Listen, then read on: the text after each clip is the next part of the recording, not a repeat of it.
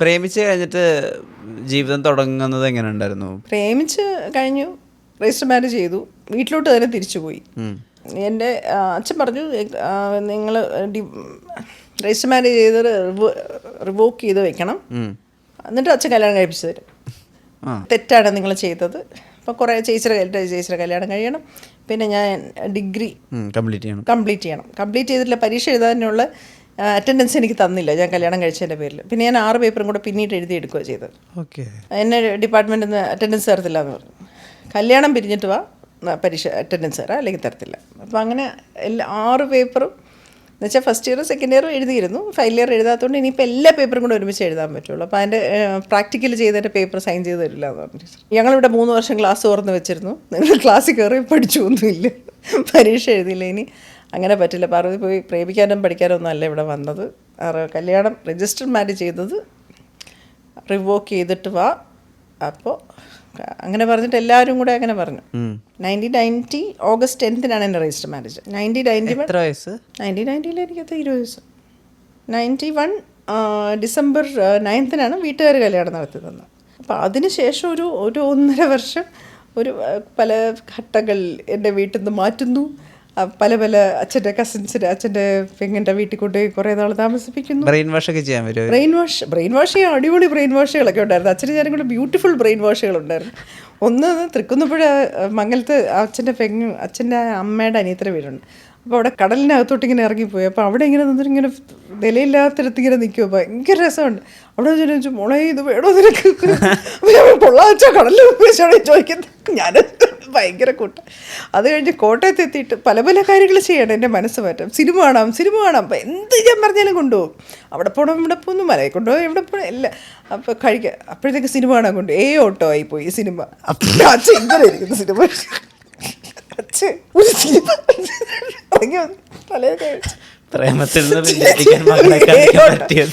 ഇതാണ് അച്ഛൻ ഞാൻ പറയുന്നത്. ഇത് അച്ഛനെ പഠിപ്പിക്കുന്നതാണ്, ഇതെല്ലാം യൂണിവേഴ്സ് തിരിച്ചു പഠിപ്പിച്ചു തരുന്നതാണ്. അങ്ങനെ അച്ഛൻ അവസാനം ഒരു പോയിന്റ് കഴിഞ്ഞപ്പോഴത്തേക്ക് അച്ഛൻ എൻ്റെ ഒരു എൻ്റെ കസിൻ അപ്പച്ചിയുടെ വീട്ടിൽ എന്ന് വെച്ചാൽ അച്ഛൻ്റെ പെങ്ങളുടെ വീട്ടിൽ കൊണ്ടാക്കി. തഴവയിൽ ജ്യോതിയണ്ണുണ്ടായിരുന്നു അവിടെ. അതായത് അപ്പച്ചിയുടെ മൂത്ത മോൻ. ഒരു പോയിന്റ് കഴിഞ്ഞപ്പോൾ പുള്ളിക്കാരന് ഇപ്പം എൻ്റെ പ്രേമപ്പാട്ടുണ്ട്, മറ്റേ വളയോ സെലി അത് ഒരു അന്നൊരു കാസറ്റ് ഉണ്ടായിരുന്നു. അതിനകത്ത് ഇതുപോലെ കുറേ ഇങ്ങനെ കുറേ പാട്ട്. അപ്പോൾ ഈ പാട്ടാണ് എൻ്റെ ഗോ ടു പാട്ട്. ഞാൻ ഇതിങ്ങനെ ഫുൾ ടൈം കണ്ടുകൊണ്ടിരിക്കും. അപ്പോൾ ഈ പാട്ടിങ്ങനെ നിരന്തരം കണ്ടുകൊണ്ടിരിക്കുന്നത് കണ്ടിട്ട് ജ്യോതിന് മനസ്സിലായി ഇത് മാറാൻ പോകുന്നില്ല. അങ്ങനെ ജ്യോതിൻ എന്നോട് ചോദിക്കരുത്, മാലക്കുട്ടി എന്തെങ്കിലും കത്തുവല്ലോം എഴുതണമെങ്കിൽ എഴുതിത്താ എന്ന് പറഞ്ഞിട്ട് ഇൻലൻഡ് ഞാൻ ഇവിടെ വെച്ചിട്ടുണ്ട്, എപ്പോഴെങ്കിലും എഴുതിയിട്ട് അവിടെ വെച്ചിരുന്നാൽ മതി. അപ്പോൾ ഞാനത് എഴുതി ഒളിച്ച് അവിടെ കൊണ്ടുപോയി പോസ്റ്റ് ചെയ്യും. അതിൻ്റെ ജ്യോതിൻ്റെ പേരിൽ വരുമ്പോൾ കത്ത് കൊണ്ടു തരുമായിരുന്നു. അങ്ങനെയൊക്കെ ചെറിയ സഹായങ്ങളൊക്കെ എനിക്ക് എൻ്റെ ചേട്ടൻ ചെയ്തു തരുമായിരുന്നു, കസിൻ ചേട്ടൻ. അല്ലെങ്കിൽ ഞങ്ങൾ തമ്മിൽ കോണ്ടാക്റ്റ് ഒന്നും ഇല്ലല്ലോ. പിന്നെ സതീശൻ്റെ വീട്ടിൽ നിന്ന് വീട്ടുകാർ വന്ന് അന്വേഷിക്കാൻ അച്ഛൻ വരാൻ പറഞ്ഞു. എന്ന് വെച്ചാൽ അവർക്ക് ബോധ്യപ്പെട്ടു ഞാൻ മാറില്ല. പിന്നെ പെട്ടെന്ന് കല്യാണം തീരുമാനിച്ചു നടന്നു. പിന്നെ അത് കഴിഞ്ഞ് എനിക്ക് സതീശൻ്റെ വീട്ടിൽ കുറച്ച് ദിവസം നിൽക്കണം എന്ന് എനിക്ക് നിർബന്ധമായിരുന്നു, എല്ലാവരുമായിട്ട് പരിചയപ്പെടാൻ. 3 മാസം അവിടെ നിന്നു. അത് വീട്ടുകാർക്ക് വലിയ ശല്യമായി എന്നെ കൊണ്ട്. എങ്ങനെയെങ്കിലും ഇവിടെ നിന്ന് പോയപ്പോൾ വാടകയ്ക്ക് വീടെടുത്തിട്ടിട്ടാണ് ഞങ്ങളവിടെ വന്നത്. ഞാൻ വാടകയ്ക്ക് ഗൗരീശോട്ടത്ത് താമസിച്ചു. അവിടെ താമസിച്ചപ്പോൾ അത് വേറൊരു ലൈഫായിരുന്നു. കാരണം ഒരുപാട് 3000 രൂപയ്ക്ക് വീട് നടത്തിക്കൊണ്ടു പോകണം. വേറെ തരത്തിൽ ജീവിച്ചിരുന്ന ഒരാളാണ് ഞാൻ. അപ്പോൾ ഇത്ര രൂപയ്ക്ക് പാലിൻ്റെ കണക്ക്, പത്രത്തിൻ്റെ കണക്ക് അതൊക്കെ നോക്കി കുഞ്ഞായിട്ട് ഒരു നേരം ഭക്ഷണം ഉണ്ടാക്കി. അത് ഒന്നെങ്കിൽ പുട്ടുണ്ടാക്കും. രാവിലെ ഞാനൊന്നും കഴിക്കത്തില്ല, ഉച്ചയ്ക്കൊന്നും കഴിക്കത്തില്ല. സദസ്യം വരുമ്പോൾ പിന്നെ രാത്രി കഞ്ഞി ഉണ്ടാക്കും. അങ്ങനെയൊക്കെ പിശുക്കിയൊക്കെ ഒരു സിനിമ ഞങ്ങൾ കാണുന്നത്, ഞങ്ങളുടെ ബഡ്ജറ്റിലൊരു സിനിമയുണ്ടായിരുന്നു. അങ്ങനെ നല്ല രസമായിരുന്നു. അത് കഴിഞ്ഞ് MA അഡ്മിഷൻ കിട്ടി, കാര്യവട്ടത്ത് പോയി. പിന്നെ ബസ്സിൽ കയറി. ഇപ്പം പ്രഗ്നൻ്റ് ആയിട്ട് ബസ്സിൽ കയറി കാര്യവട്ടത്ത് പോകുമായിരുന്നപ്പോഴത്തേക്ക് അച്ഛനും അമ്മയും വന്ന് വിളിച്ചു, ഇവിടെ നിൽക്കണ്ട അവിടെ വരണം എന്ന് പറഞ്ഞു. എന്നുവെച്ചാൽ എനിക്ക് വയ്യായിരുന്നു ആ സമയത്ത്. പിന്നെ അങ്ങനെ അപ്പം എന്നാലും കാര്യവട്ടത്ത് പോയിക്കൊണ്ടിരിക്കുകയല്ലേ. പക്ഷെ അതിനുശേഷം ഇത് ഞങ്ങളുടെ ചിലവിൽ തന്നെയാണ് ഞങ്ങൾ എല്ലാ കാലത്തും ജീവിച്ചിട്ടുള്ളത്. സച്ചിൻ ജോലി ഉണ്ടായിരുന്നു.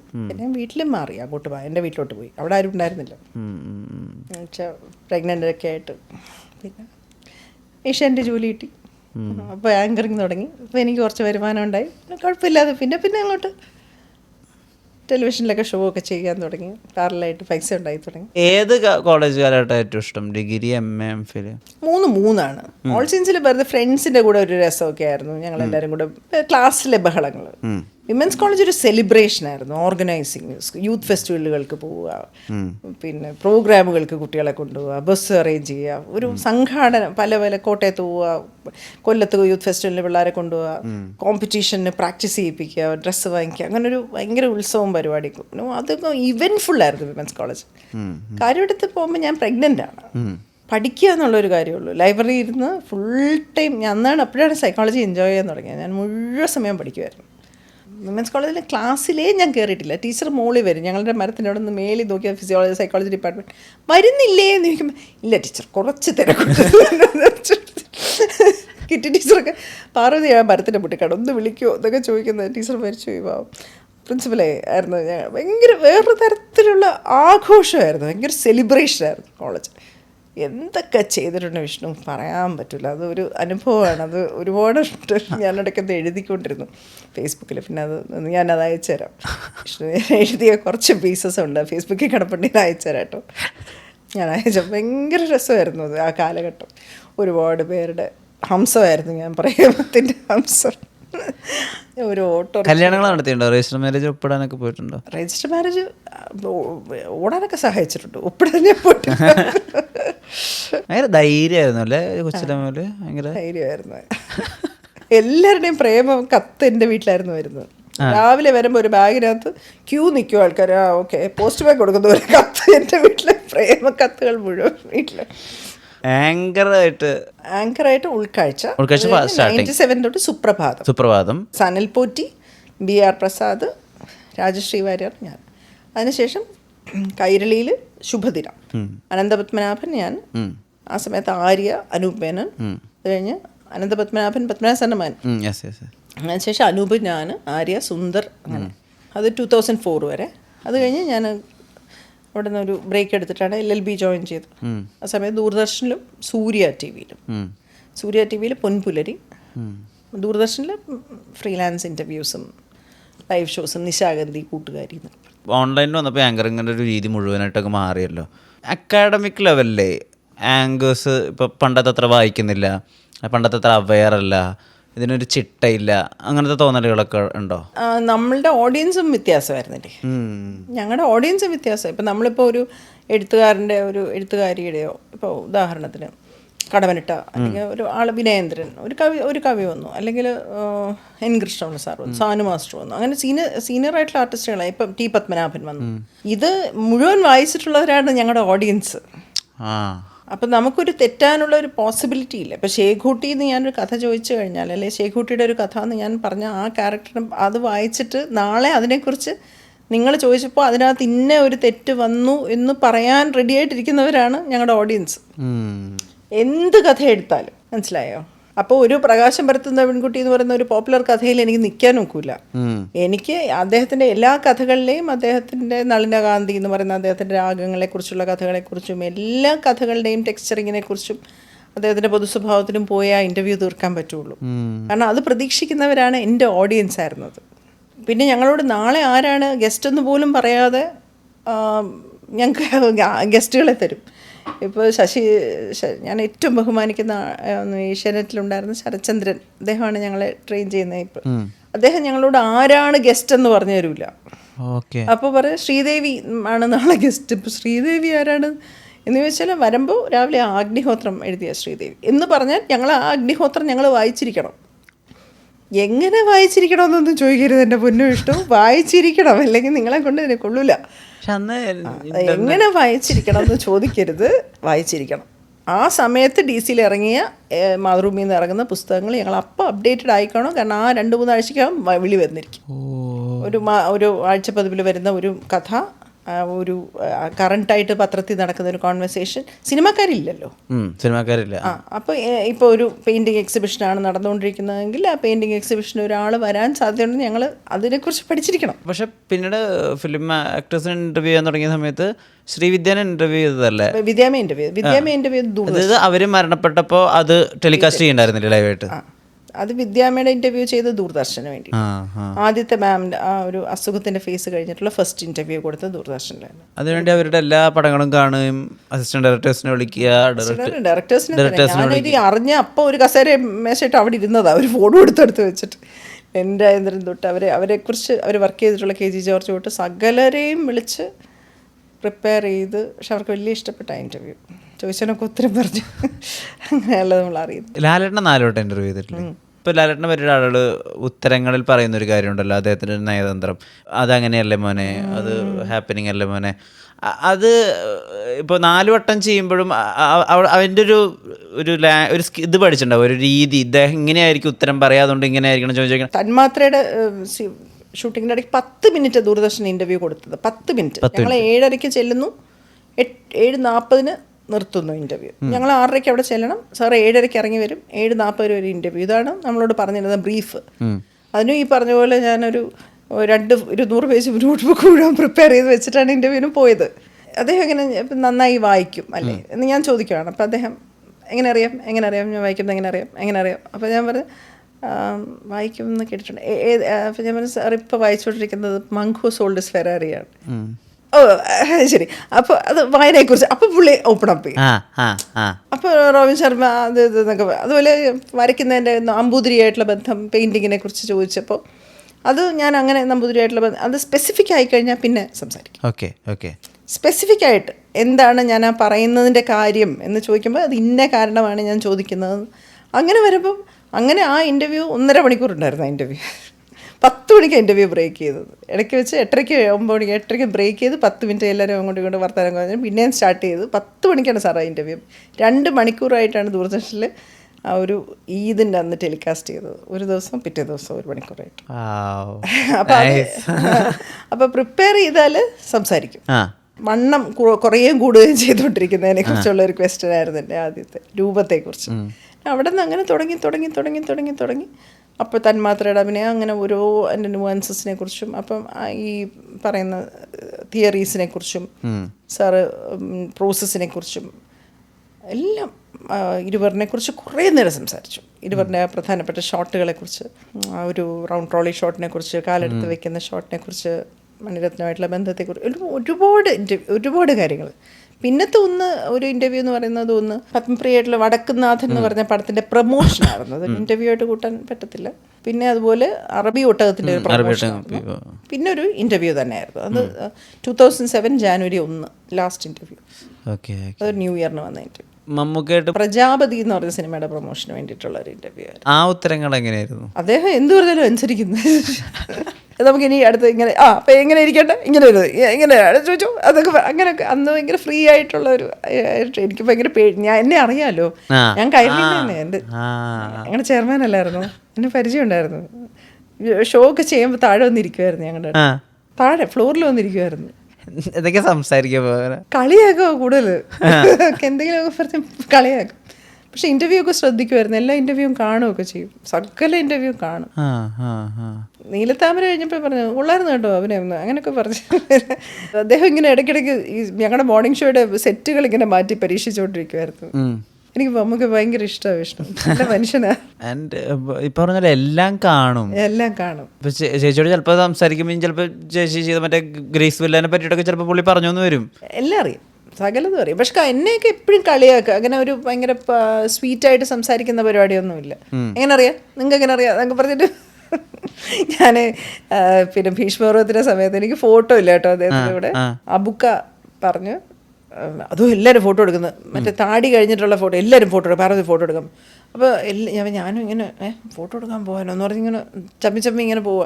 അപ്പോൾ അമ്മമ്മക്ക് എടുത്ത ഫോട്ടോ ഞാനും കൂടെ എടുത്തിട്ട് അപ്പോൾ അമ്മ ഇങ്ങനെ കാണിച്ചു ഇല്ല. അപ്പോൾ ഞാൻ ഇങ്ങനെ നോക്കിയിട്ട് ഞാൻ തിരിച്ച് നടന്നു പോയി.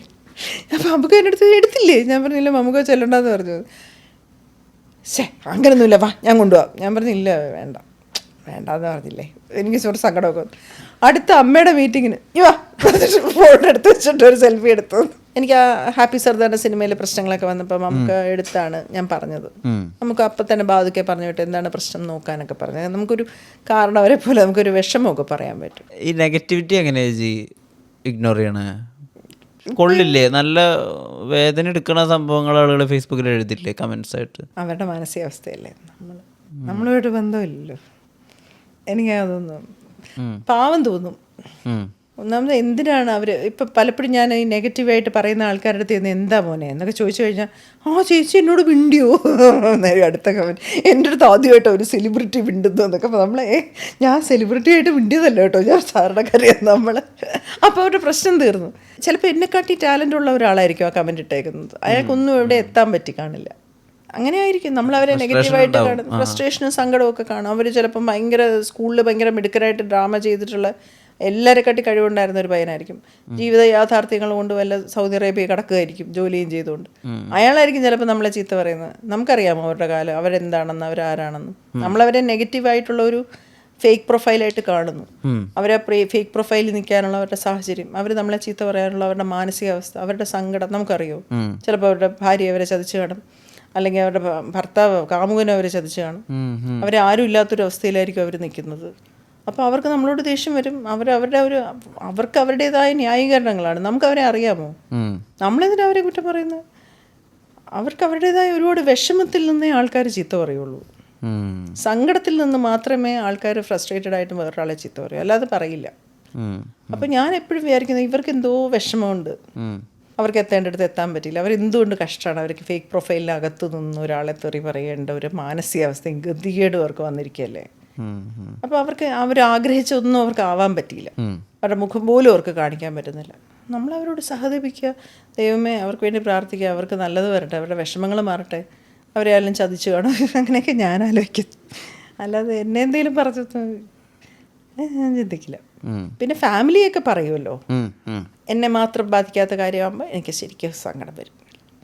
കാരണം ഞാനൊരു സിനിമ ഇപ്പോൾ വീരധീരശൂരിൽ നിങ്ങൾ മോശമായിട്ട് അഭിനയിച്ചു എന്ന് പറഞ്ഞാൽ ഞാൻ നാക്കുള്ളൂ. കാരണം എന്താ വെച്ചാൽ അരുൺ സാറിനെ പോലെ ഒരാൾ ഓക്കെ പറഞ്ഞ ടേക്കാ, ഞാൻ കൊള്ളാമോ കൊള്ളൂലേ എന്ന് പോലും ഞാൻ ചിന്തിക്കുന്നില്ല. അരുൺ സാറിനെ പോലെ ഒരാൾ ഓക്കെ എന്ന് പറഞ്ഞ ടേക്കാണത്. സാറ് ഓക്കെ എന്ന് പറയൂല. അല്ലെങ്കിൽ മുസ്തഫയെ പോലെ ഒരാൾ, അമൽ നൈരദിനെ പോലെ ഒരാൾ ഓക്കെ പറഞ്ഞ ടേക്കുകളൊക്കെയാണ് സിനിമയിൽ കാണുന്നത്. അത് വേറൊരാൾ ഒന്നും കൊള്ളൂല എന്ന് പറഞ്ഞാൽ ഞാൻ അത് സീരിയസ് ആയിട്ട് എടുക്കുമോ? ഒരിക്കലും എടുക്കില്ല. കാരണം അവരുടെ സിനിമ അതിലെന്ത് വേണം എന്ന് അവർക്കേ അറിയാവൂ. അവർ ഓക്കെ വെച്ചിട്ടുണ്ടെങ്കിൽ പിന്നെ വേറൊരാളെ നമ്മൾ കൺസിഡർ ചെയ്യുന്നില്ലല്ലോ. ചില പൊട്ട സംവിധായകർ നമുക്കും അറിയാം ജഡ്ജ്മെൻറ്റ്, അപ്പോൾ അവർ കൊള്ളൂലെന്ന് പറഞ്ഞാൽ നമ്മൾ ആണല്ലേ കൊള്ളൂലായിരുന്നല്ലേ ഇത് അങ്ങനെ നമ്മൾ പറയും, നമുക്ക് മനസ്സിലാവും. പക്ഷെ വീരധീരശൂരൻ പോലെയൊക്കെ ഒരു ഗൗരവമുള്ള സിനിമയിൽ വന്നിട്ട് നിങ്ങളുടെ അഭിനയം കൊള്ളൂലായിരുന്നു പറഞ്ഞാൽ നമ്മൾ എന്ത് ചേച്ചിനെ കൂടുതൽ ഭയപ്പെടുത്തണം? മോശം സ്ക്രിപ്റ്റ് അതാ മോശം സംവിധായകൻ? മോശം സംവിധായകൻ. മോശം സംവിധായകൻ. നല്ല സംവിധായകൻ മോശം സ്ക്രിപ്റ്റിനെ എങ്ങനെയെങ്കിലും വലിച്ചപ്പുറത്തിടും. നല്ല സംവിധായകർ അല്ലെങ്കിൽ ഇപ്പം ഞാൻ നടുക്കടലിലാണല്ലോ ദൈവമേ പെട്ടതെന്ന് തോന്നിയ സന്ദർഭങ്ങളുണ്ടോ? പിന്നെ എന്താ എന്നിട്ട് അവരോട് പറയാ? ഞാനൊരു സിനിമയിൽ നിന്ന് പോന്നിട്ടുണ്ട്, ഇറങ്ങി ഞങ്ങൾ 2 രൂപ കൂട്ടിക്കൊണ്ട് വർക്കാവാതെ ഞാൻ സിനിമയിൽ നിന്ന് പോന്നിട്ടുണ്ട്. 3-ാമത്തെ ദിവസം വർക്കാവുന്നില്ല എന്ന് പരസ്പരം മനസ്സിലായിട്ട് തീരെ നിർത്തിയിലേ പോവും. എന്നുവെച്ചാൽ നമ്മളങ്ങനെ അവിടെ കയറി തൂങ്ങി നിൽക്കേണ്ട കാര്യമില്ലല്ലോ. ഇപ്പോഴൊക്കെ കുറേ കൂടെ എക്സ്പീരിയൻസ്ഡ് ആയിട്ടേ അതൊന്നും ശ്രദ്ധിക്കാതെ അഭിനയിക്കാൻ എനിക്കറിയാം. ഇപ്പം നമ്മുടെ ജോലി മാത്രം ചെയ്യുക, തിരിച്ചു പോരുക. അതെന്നെ പഠിപ്പിച്ച സീമ ചേച്ചിയാണ്. ഏത് പടം? മാര. Okay okay. ആ സിനിമ നല്ലതായിരുന്നു. അതിന് ആ ചേച്ചിയുടെ അടുത്ത് ഇങ്ങനെ എന്തോ ഒരു കോൺവെർസേഷൻ, ചേച്ചി ആ സിനിമയിൽ ഒരു ബസ്സിൻ്റെ സീക്വൻസ് ഉണ്ടായിരുന്നു. അപ്പോൾ അവിടെ തൊട്ടപ്പുറത്തിരിക്കുന്ന ഒരു ആക്ടർ ഉണ്ടായിരുന്നു, അവർക്ക് വെള്ളം വേണമായിരുന്നു. പിന്നെ വേറെ എന്തോന്നോ ആർട്ടിലെ ഒരു സാധനം മറിഞ്ഞു വീണ് കിടന്നു. അപ്പം ഞാൻ ഈ സാധനം മറിഞ്ഞു വീണേന്ന് പറഞ്ഞ് താഴെ കൊണ്ടുപോയി ആർട്ടുകാർക്ക് കൊടുത്തു. ഈ സാധനം മറിഞ്ഞു വീണു, നാടകരിയാണല്ലോ. ഈ കുട്ടിക്ക് വെള്ളം വേണമെന്ന് പറഞ്ഞ് ഞാൻ അപ്പുറത്ത് പോയി വെള്ളം വാങ്ങിച്ചോണ്ട് കൊടുത്തു. അപ്പോഴൊക്കെ എന്നെ ഇങ്ങനെ സിംസിച്ച് ഇങ്ങനെ ഇടയ്ക്ക് ഇങ്ങനെ നോക്കുന്നുണ്ട്, എല്ലാവരുടെ കാര്യവും അന്വേഷിക്കുന്നു, എല്ലാവരുടെയും കാര്യത്തിന്. സിംസിച്ച് ഇടയ്ക്ക് ഇങ്ങനെ കഴിഞ്ഞപ്പോൾ എന്നോട് കാരവനിൽ വരും എന്ന് പറഞ്ഞിട്ട്. അപ്പം ഞാൻ കാരവനിൽ പോയി. എന്താ ചേച്ചി എന്നെ നീ ഏതൊക്കെ വന്ന പാത്ത് വള്ളു പറഞ്ഞ് അവരവൻ്റെ കാര്യം നോക്കി മര്യാദയ്ക്ക് അഭിനയിച്ചോണം. നിൻ്റെ റോൾ ആ കോൺസെൻട്രേഷൻ പോകും നിനക്ക് അഭിനയിക്കുമ്പോൾ, അത് മാത്രം. ചേച്ചിയൊക്കെ മിണ്ടൂല, ഫോക്കസ്ഡ് ആയിട്ട് അവിടെ ഇരിക്കാം, പണി ചെയ്യാൻ തിരിച്ചു, അത് മാത്രം ചെയ്യാനാണ് വന്നേക്കുന്നത് എന്നൊക്കെ പറഞ്ഞ വഴക്ക് പറഞ്ഞു. അതിനുശേഷം ഞാൻ കുറച്ചുകൊണ്ട് ഡിസിപ്ലിൻഡ്. എന്നുവെച്ചാൽ ശരിയാണ്, നമ്മൾ ചെതറിപ്പോകാൻ പാടില്ല. ആ കാര്യം ശ്രദ്ധിച്ച്, ഈ കാര്യം ശ്രദ്ധിച്ച്, അവരുടെ കാര്യം ശ്രദ്ധിച്ച്, ഒരു സാധനം വീണുപോയി അത് എടുത്തുകൊണ്ട് നടന്ന് അഭിനയിക്കുമ്പോൾ നമ്മുടെ ക്യാരക്ടർ മാത്രം മിണ്ടാതിരുന്ന് ഫോക്കസ് ചെയ്ത് അഭിനയിച്ചിട്ട് തിരിച്ചു പോകാൻ പഠിക്കണ്ടേ. സീനിയേഴ്സിൻ്റെ കൂടെ നമ്മൾ അഭിനയിക്കുമ്പോൾ അങ്ങനെ കുറേ കാര്യങ്ങൾ നമ്മൾ പഠിക്കും. നീലത്താമര അഭിനയിച്ചതുകൊണ്ട് MT സാറുടെ ഓർമ്മയിൽ പെട്ടു എന്നുള്ളത് വലിയൊരു അംഗീകാരം. കുഞ്ഞുമാളവ് നേരത്തെ അവസാനം വരെയും വിളിക്കുന്നത് എൻ്റെ അടുത്ത് പറഞ്ഞു, കുഞ്ഞുമാളവിൻ്റെ സ്തോഭം എനിക്ക് കാണിച്ചു തന്നു എന്ന് പറഞ്ഞു. ലാൽജോ സാറും പറഞ്ഞത് അങ്ങനെ, സാറിനോടും പറഞ്ഞെന്ന് പറഞ്ഞു. അവസാനം വരെ കുഞ്ഞുമാളവ് നേരത്തെ വിളിക്കുന്നത്. ഹേ ഫെസ്റ്റിവലിന് ഇനോഗ്രേറ്റ് ചെയ്യാൻ വിളിച്ചപ്പോഴത്തേക്ക് ഞാൻ വിളിച്ചുകൊണ്ട് വന്നു. എന്നിട്ട് അവിടെ പ്രസംഗിച്ചപ്പോഴും പറഞ്ഞു എൻ്റെ കുഞ്ഞുമാള് വിളിച്ചോണ്ടേ വന്നു. അതൊക്കെ വലിയ ഭാഗ്യം. ശാരദമ്മേനെ കണ്ടപ്പോൾ വലിയ നടിയാണ്. ഞാൻ നീലത്താമരെ മാത്രമേ അഭിനയിച്ചിട്ടുള്ളൂ. അവരാണെങ്കിൽ ഒരു തൊഴിലൊക്കെ ഞാൻ അയ്യോ പത്മനാഭ ക്ഷേത്രത്തിൽ നിന്ന് ഇറങ്ങി വരിക. ജയപ്രഭ എന്ന് പറഞ്ഞൊരു പോയിട്ടുണ്ട് തെലുഗു. അവരെയും ഇപ്പോഴും ഞാനൊരു ഭയങ്കര കൂട്ടാണ്. എല്ലാ ദിവസവും വാട്സപ്പിൽ എനിക്ക് മെസ്സേജ് വരും അവരുടെ. പിന്നെ ഫാം എന്തെങ്കിലുമൊക്കെ പ്രത്യേകതരം നെയ്ത്തിൻ്റെയൊക്കെ പുതിയ സാരിയൊക്കെ കൊടുത്ത് അവരിങ്ങനെ ഒരുപാട് ഫാമേഴ്സിനെയൊക്കെ സപ്പോർട്ട് ചെയ്യും. അപ്പോൾ അതിൻ്റെ എന്തെങ്കിലുമൊക്കെ വരുമ്പോൾ എനിക്ക് അയച്ചു തരും. അവരെഴുതും, നന്നായിട്ട് എഴുതും, ഭയങ്കര പൊളിറ്റിക്കലാണ്. അപ്പോൾ അതിൻ്റെ കുറിപ്പുകളൊക്കെ എഴുതി തരും. ഇപ്പോൾ ഒരു US പൊരിക്കുക മോനെ കാണാനായിട്ട്, മക്കളെ കാണാനായിട്ട്. ഇപ്പോഴും ഭയങ്കര കൂട്ടാണ്. അതാണ് അത് ഞാൻ ഞെട്ടിപ്പോയി. ഇവരെ ശശിഭൂഷൺ സാറ് പറഞ്ഞിട്ടാണ് ഇത് പറയാൻ പോകുന്നത് തന്നെ എനിക്ക് അറിഞ്ഞൂടാ. ചൈത്ര ഹോട്ടലിൽ പോയി. അപ്പോൾ ഇവർക്ക് അമ്പലത്തിൽ പോകണം എന്ന് പറഞ്ഞു. അപ്പോൾ ഞാനിങ്ങനെ ചെന്നിങ്ങനെ അവരുടെ റൂമിൻ്റെ വെളിയിൽ നിൽക്കുമ്പോഴത്തേക്കാണ് പിന്നെ ആരോ വന്ന് പറഞ്ഞ് അകത്ത് വിളിക്കുന്നത്. അപ്പോൾ തൊട്ടിപ്പുറത്തെ റൂമിൽ നിന്ന് MT സാർ ഇങ്ങനെ കൈ കാണിച്ച്, അയാൾ വന്ന് പറഞ്ഞു നോക്കിയപ്പോൾ സാർ ഇങ്ങനെ കൈ കാണിച്ചു. എന്താ എന്ന് ചോദിച്ചപ്പോൾ ഞാൻ പറഞ്ഞിങ്ങനെ ജയപ്രഭ മാമിന് അമ്പലത്തിൽ പോകണം. വാ, ഷീസ് ജയപ്രഭ, പ്ലീസ് കം എന്ന് പറഞ്ഞിട്ട് ജയപ്രഭ മാമിനെ എന്നെ പരിചയപ്പെടുത്തി. ഷീസ് പാർവതി എന്നൊക്കെ പറഞ്ഞ് സംസാരിച്ചു. അങ്ങനെയൊക്കെ സംസാരിച്ച് വർത്തമാനമൊക്കെ പറഞ്ഞിട്ടിരുന്നു.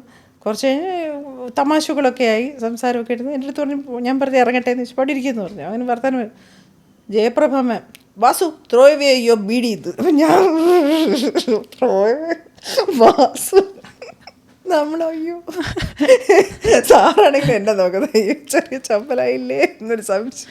അത് കഴിഞ്ഞ് ആര്യനിവാസിൽ പോയി ഭക്ഷണമൊക്കെ കഴിച്ച് തിരിച്ച് ചൈത്രത്തിൽ കൊണ്ടാക്കി അമ്പലത്തിൽ പോയിട്ട്. അതൊക്കെ നല്ല ഓർമ്മയാണ്. അപ്പം ഇച്ചിരി നേരമാണെങ്കിലും അദ്ദേഹം സംസാരിക്കുന്ന ഭാഷയുടെ ഒരു ഇത്, മലയാള ഭാഷ നമ്മളും ഉപയോഗിക്കുന്നല്ലോ എന്ന് നമുക്ക് തോന്നും അദ്ദേഹം സംസാരിച്ചുകൊണ്ടിരിക്കും. ആളൊരു വട്ടം പ്രസംഗിച്ചപ്പം പറഞ്ഞാണ്, ഇപ്പം ഭാഷ ഉപയോഗിക്കുന്നത് ഇങ്ങനെയാണ്, ഞാൻ എൻ്റെ വൈഫിനെ ഹോസ്പിറ്റലാക്കിയിട്ട് റിട്ടേൺ ചെയ്യുന്ന വേയ പ്രത്യയങ്ങളുടെ സഹായത്തിലാണ് നമ്മളിപ്പോൾ മലയാളം സംസാരിക്കുന്നത്, അത് മാറണമെന്ന്. ഞാൻ നല്ല ഭാഷ സുകുമാർ അഴീക്കോട് സാറ്, സാനുമാഷ്, MT സാറൊക്കെ സംസാരിക്കുന്നത്. എൻ്റെ അച്ഛൻ മൈലാരാമവർമ്മ ട്രസ്റ്റ് സെക്രട്ടറി ആയിരുന്നു. അപ്പോൾ ഇവരെയൊക്കെ അടുത്ത് പരിചയപ്പെടാനും എൻ കൃഷ്ണപിള്ള സാറ് വിട്ട് സംസാരിക്കുന്നത് ഞാൻ കേട്ടിട്ടുണ്ട്. മാധവിക്കുട്ടി അടുത്ത് സംസാരിക്കുന്നത് കേട്ടിട്ടുണ്ട്. മാധവിക്കുട്ടി നല്ല പരിചയമായിരുന്നു എനിക്ക്.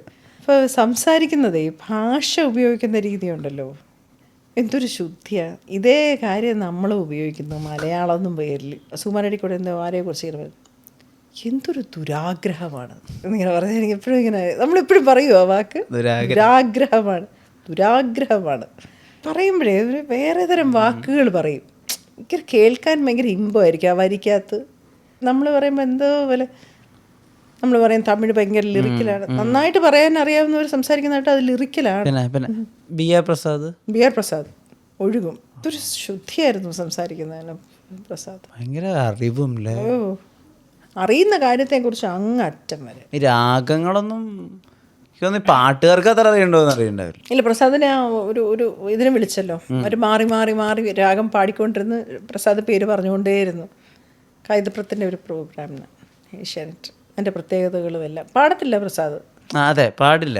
നാടകം, സാഹിത്യം, കഥകളി, ഫോക്ലോറ്, ഏത് മേഖലയും.